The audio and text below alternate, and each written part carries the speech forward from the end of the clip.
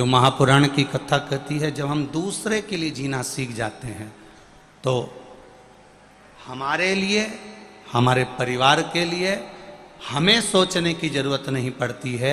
जब हम दूसरे के लिए जीना सीख जाते हैं तो हमारे लिए और हमारे परिवार के लिए वो महादेव सोचना प्रारंभ कर देते हैं, फिर हमें नहीं सोचना पड़ता। ने, मेरे त्रिकालदर्शी ने, मेरे कैलाशी ने, मेरे अविनाशी ने, मेरे कुबेरेश्वर महादेव ने, मेरे भंडारी महाकाल राजा ने, मेरे ओमकार नाथ ने, मेरे सिद्धेश्वर नाथ ने आपको मौका दिया है कि पंडाल में बैठकर शिव महापुराण की कथा सुनते सुनते अपने दिल की बात महादेव से कह दो। ये मौका फिर नहीं मिलना। अपने हृदय की बात, अपने चित्त की बात, अपने मन की बात देवाधिदेव महादेव से कही जा।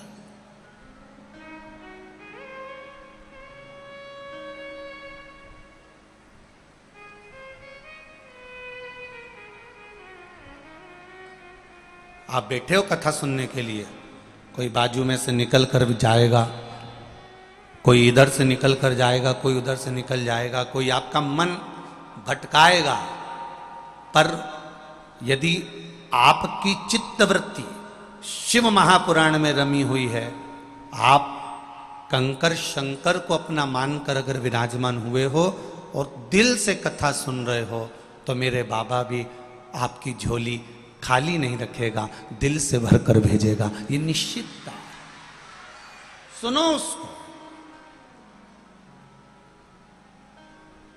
इशारा करता है मेरा महादेव। मंदिर में अगर दिया लगाने जा रहे हो, बाती लगाई है आपने मंदिर के अंदर, तो कुछ देर बैठिए, कुछ देर स्मरण करिए। हमारे यहां तो यहां तक कहा गया है कि किसी मुर्दे को अगर जलाया भी जाता है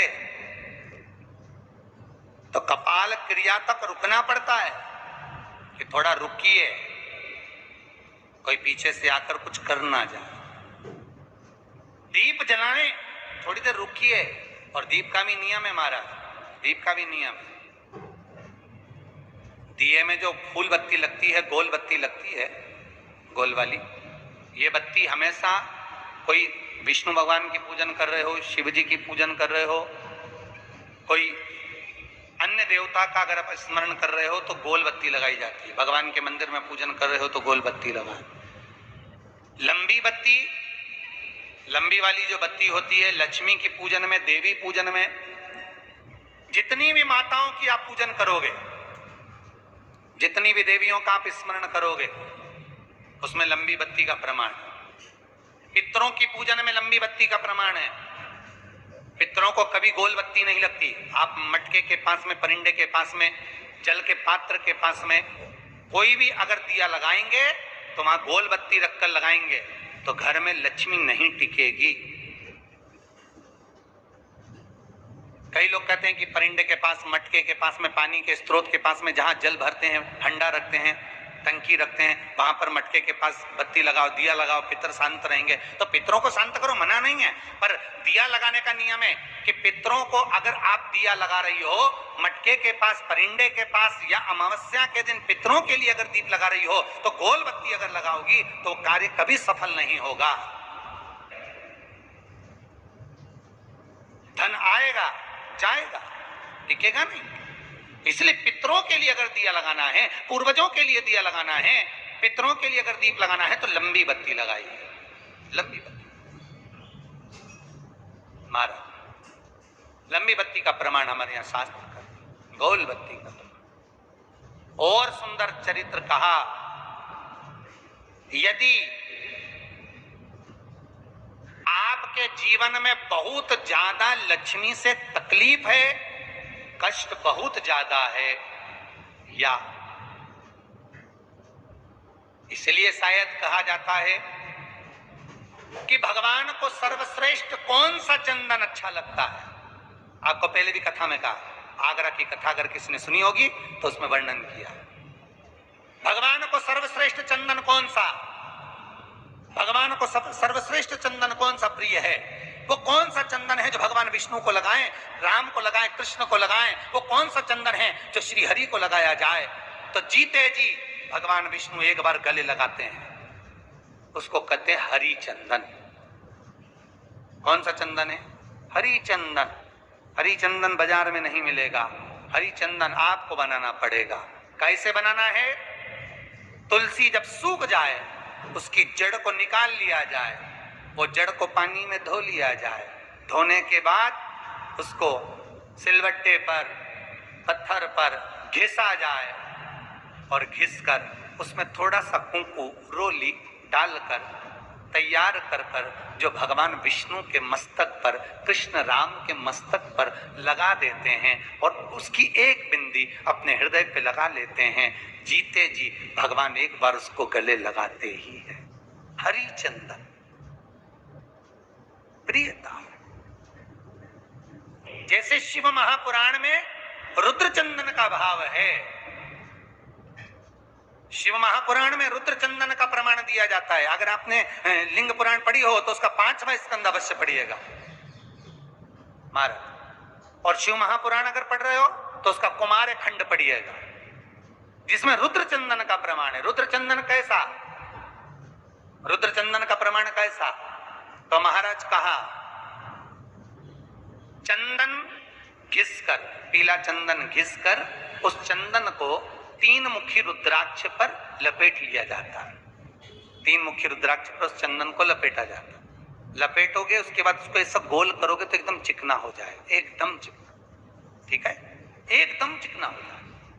और उस चंदन को आप शिवरात्रि के दिन, और कोई से भी महीने की शिवरात्रि, किसी भी महीने की हो, सब फलदायी होती है। अगर आप पंचांग में देखेंगे तो शिवरात्रि लिखी हुई आती है, हर महीने शिवरात्रि पड़ती है। किसी भी महीने की शिवरात्रि पर रुद्र चंदन, अर्थात जो चंदन का आपने 3 मुखी रुद्राक्ष में लेपन करा है, उसका गोला बनाया है, वो चंदन अच्छा मोटा मोटा कर लेना, अच्छा बढ़िया, ऐसा नहीं कि थोड़ा बहुत ही लगाओ, पूरा रुद्राक्ष दिखना नहीं चाहिए, पूरा लपेट कर उसको शंकर के शिवलिंग पर ले जाकर रख दीजिए और फिर धीरे धीरे शंकर भगवान का जल अभिषेक करना प्रारंभ कर दीजिए। वो चंदन पूरा धीरे धीरे शंकर के शिवलिंग पर डलना चाहिए। शंकर के मूल मंत्र श्री शिवाय नमस्तुभ्यम का जाप करिए, ये कहलाता है रुद्र चंदन। इस चंदन के अभिषेक से महाराज जो काम नहीं होता आप कर कर उस कार्य को प्राप्त कर सकते हो, सिद्ध कर सकते हो। रुद्र चंदन, हरि चंदन, रुद्र चंदन, ये वो चंदन है जो जीवन का सुख प्रदान करने वाला, हरि तत्व देने। मंगल है, राहु है, केतु है, दशा बेकार चल रही है, लक्ष्मी नहीं आ रही, कष्ट बहुत है, फैक्ट्रियां नहीं चल रही, कहीं मत जाओ, मेरे शिव की शरण में जाकर एक बार शिव महापुराण को पूरी सुनो। शास्त्र के हटकर कुछ नहीं बोलेंगे, जो शास्त्र सम्मत है, स्कंद पुराण में, विष्णु पुराण में, नर्मदा पुराण में, लिंग पुराण में, शिव महापुराण में, भविष्य पुराण में जितनी जितनी बातें लिखी होती है उसको छाट छाट कर लेकर आते हैं, आपको बता देते हैं कि आप ये कर लो, उससे फायदा मिल जाएगा। कोई ज्योतिषी नहीं, कोई कुछ नहीं, बस केवल भजन करो, शंकर का अनुमोदन करो और विश्वास रखो शंकर पर, तो किसी को 1 रुपया देने की जरूरत नहीं पड़ेगी। भजन करो, विश्वास शंकर पर रखना, जन्म मरण और परण वो देगा, सुख वो देगा, समृद्धि वो देगा। जिसके घर में बहु रिद्धि सिद्धि हो, जिसके घर में अमोद और प्रमोद पोते हो, जिसके घर में शुभ और लाभ दरवाजे पर बेटे बनकर विराजमान होते हो, जिसके घर में स्वयं अखंड सौभाग्य देने वाली पार्वती हो, जिसके घर में लक्ष्मी देने वाली लक्ष्मी बेलपत्र के पेड़ के नीचे झाड़ू लगाती हो, जो स्वयं सरस्वती को स्वर प्रदान करता है, वो शंकर है। जब सब कुछ उसके पास में है, कुबेर का खजाना वो चोर को दे देता है, जब सर्वस्वता उसके पास है, तो आप इधर उधर डोलते क्यों हो? क्यों डोलो? उस पर विश्वास रखो। वो शंभु, वो शंकर, वो त्रिकालदर्शी, वो कैलाशी, वो अविनाशी सुख देगा, आनंद देगा।